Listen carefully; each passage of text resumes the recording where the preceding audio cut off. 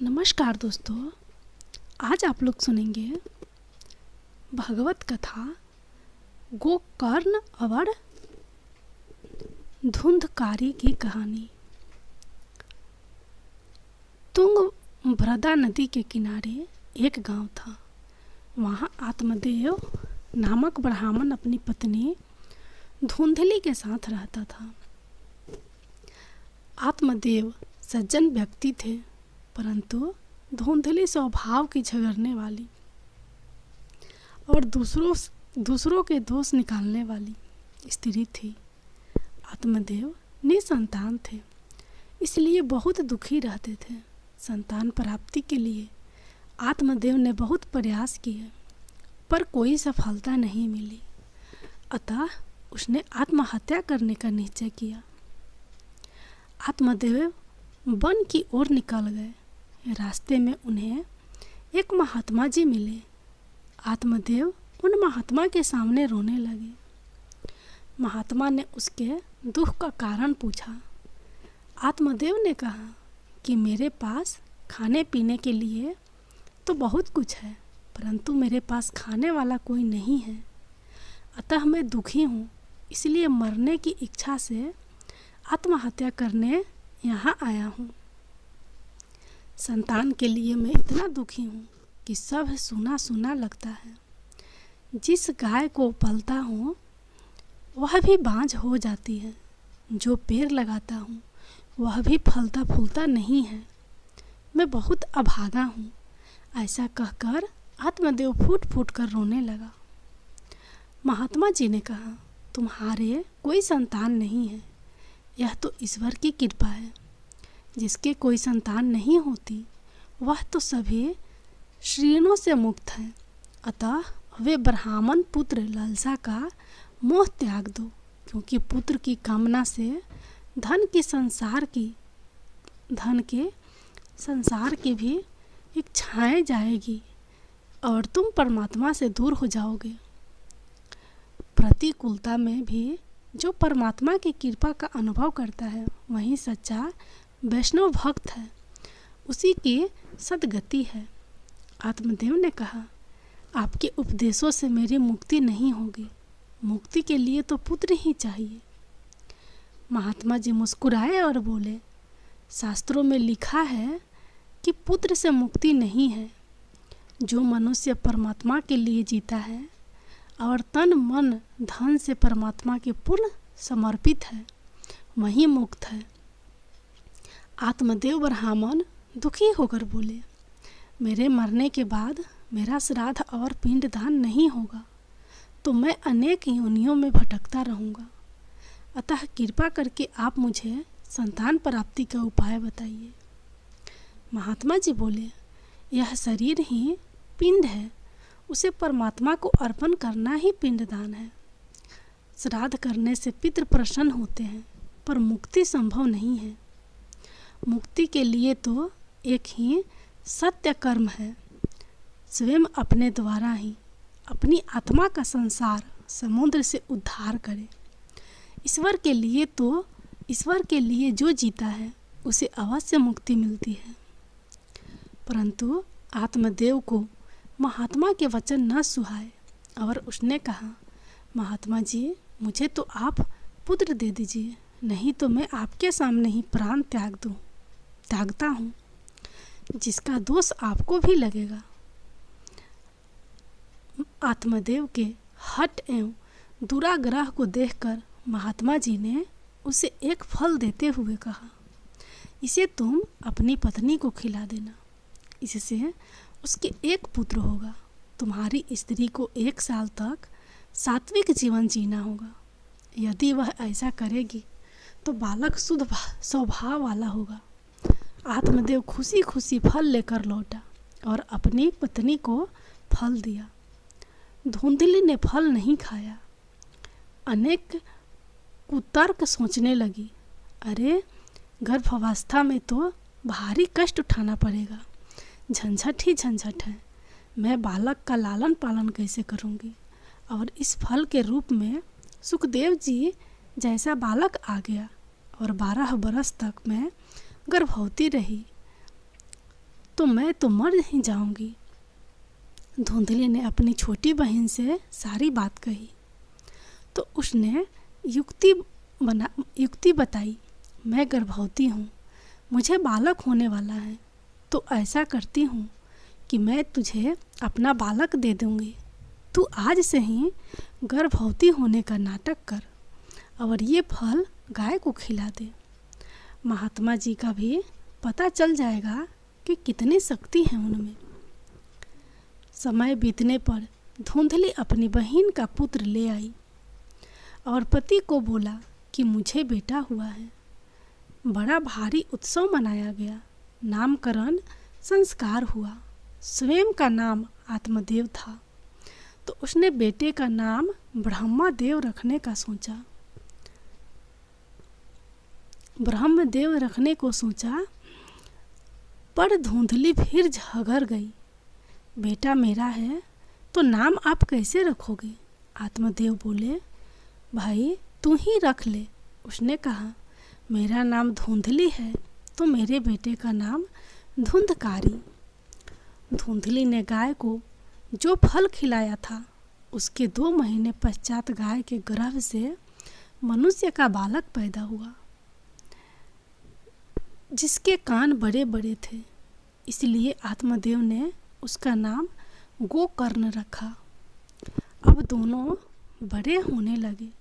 धुंधकारी दृष्ट प्रवृत्ति का था और गोकर्ण बड़ा ही सात्विक प्रवृत्ति का था। धुंधकारी सारे दुष्ट कर्म करता था, शराब पीता, जुआ खेलता, घर की सारी संपत्ति ले जाता। धीरे धीरे उसने सारी संपत्ति नष्ट कर दी। इसलिए तो पुरानी कहावत है, पूत कपूत तो क्यों धन संचय, पूत सपूत तो क्यों धन संचय। अगर पुत्र दुष्ट है तो आपके खून पसीने की कमाई सब बर्बाद कर देगा, और अगर पुत्र सपूत है तो खुद मेहनत करके धन अर्जित कर लेगा। इधर एक दिन धुंधकारी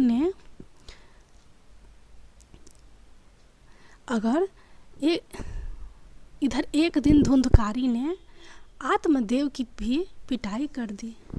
पुत्र के दुराचरण को देखकर आत्मदेव को बहुत दुख हुआ। उसने सोचा, इससे अच्छा तो पुत्र ही नहीं रहता। पिता के दुख को देखकर गोकर्ण पिता के पास आया और उन्हें वैराग्य का उपदेश दिया। गोकर्ण ने कहा, पिताजी, ये संसार दुख रूप है तथा मोह से बांधने वाला है। संसार में सिर्फ भगवद दृष्टि रहकर ही हम सुखी हो सकते हैं। अतः पुत्र मोह त्याग कर भगवती करिए, तभी मनुष्य जन्म सफल है। जो सुख को चाहे सदा तो शरण राम की ले भक्ति में। अतः ये पिताजी अब धुंधकारी की गतिविधियों की तरफ ध्यान न देकर वन में जाकर प्रभु की आराधना करे। गोकर्ण की बात समझ पुत्र मोह त्याग कर आत्मदेव गंगा के किनारे आ गए। भागवत के 10वें स्कंध का रोज पाठ करते थे और उसी जीवन में उन्हें श्री कृष्ण की प्राप्ति हो गई। आत्मदेव के चले जाने के बाद एक दिन धुंधली भी पुत्र के उपद्रवों से दुखी होकर कुएं में जा गिरी और उसकी मृत्यु हो गई। इधर गोकर्ण जी तीर्थ यात्रा के लिए निकल पड़े। खुली छूट मिलने के कारण अब धुंधकारी 5 वेश्याओं को घर ले आया।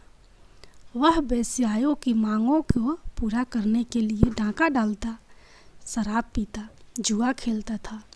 इनकी मांगों को पूरा करते करते एक दिन धुंधकारी ने राजा के महल से भी चोरी कर ली। वेश्याओं ने सोचा, यदि यह जीवित रहा तो एक न एक दिन हम सब पकड़े जाएंगे, अतः इसे मार ही डाले तो अच्छा रहेगा। ऐसा सोचकर रात को उन्होंने सोते हुए धुंधकारी को रस्सी से कसकर बांध दिया और जलते हुए अंगारे उसके मुख में भरकर उसे तरपा तरपा कर मार डाला। फिर उसके शरीर को वहीं धरती में गाड़ दिया। धुंधकारी अपने कुकर्मों के कारण भयंकर प्रेत हुआ। जो पाप करता है उसे प्रेत बनना पड़ता है। गोकर्ण ने गाया में जाकर भाई का श्राद्ध किया, पर उसका उद्धार नहीं हुआ। अब धुंधकारी अनेक रूप बनाकर गोकर्ण को डराने लगा। गोकर्ण इतने गायत्री मंत्र का जप करते थे कि वो उनके पास नहीं आ सकता था। गोकर्ण ने पूछा, तू कौन है? धुंधकारी ने कहा, मैं तुम्हारा भाई धुंधकारी हूँ। हे भाई, तुम दयालु हो, मुझे इस प्रेत योनि से छुटकारा दिलाओ। गोकर्ण बोले, अरे मैंने तो तेरा गाया में पिंड दान कर दिया, फिर भी तेरा उद्धार नहीं हुआ। धुंधकारी बोला, मैंने जितने दुष्कर्म किए हैं, गाया के पिंड से मेरा उद्धार होने वाला नहीं है, और कोई उपाय सोचो।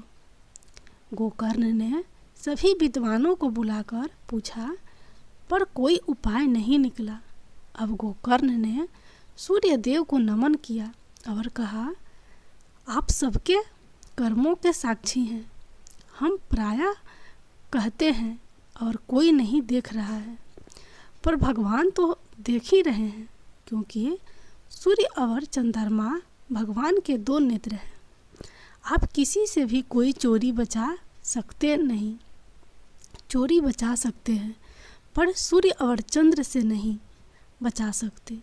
यही भगवान के यहाँ गवाही देते हैं आपके कर्मों की। तो सूर्य देव से गोकर्ण ने पूछा, आप इसके कर्मों के साक्षी हैं, आप ही बताइए इसका उद्धार कैसे होगा। गोकर्ण ने भागवत सप्ताह का आयोजन किया। आप ही बताइए इसका उद्धार कैसे होगा। सूर्यदेव ने कहा, इसको भगवत सप्ताह सुनाओ, तभी इसकी मुक्ति संभव है, और दूसरा कोई उपाय नहीं है। गोकर्ण ने भगवत सप्ताह का आयोजन किया। प्रेत तो हवा के रूप में होता है। धुंधकारी सोचने लगा, कहाँ बैठूं? वहाँ एक 7 गांठ का बांस रखा था, उसी में छिप कर वो बैठ गया। बहुत से लोग भागवत में 7 गांठ का बांस लगाते हैं। यदि संदेह है कि परिवार का कोई सदस्य प्रेत बन गया है, तो अवश्य लगाना चाहिए। पहले दिन की कथा में पहली ग्रंथि का भेदन हो गया, दूसरे दिन में दूसरी गांठ का। इस तरह 7 दिनों में 7 गांठ का भेदन करते हुए धुंधकारी दिव्य रूप धारण करके भगवान के प्रसाद के रूप में प्रकट हो गया। धुंधकारी को लेने भगवान का विमान आया। इस कथा के अंतिम चरण में महत्वपूर्ण बात यह है कि भगवत कथा तो बहुत से लोगों ने सुनी, परंतु सिर्फ धुंधकारी को ही लेने भगवान का विमान क्यों आया? तो इसका उत्तर है, सबने कथा सांसारिक सुखों को प्राप्त करने के लिए सुनी, और धुंधकारी ने पूरी श्रद्धा, प्रेम और विश्वास से भगवत धाम जाने के लिए सुनी, इसलिए उसे लेने विमान आया।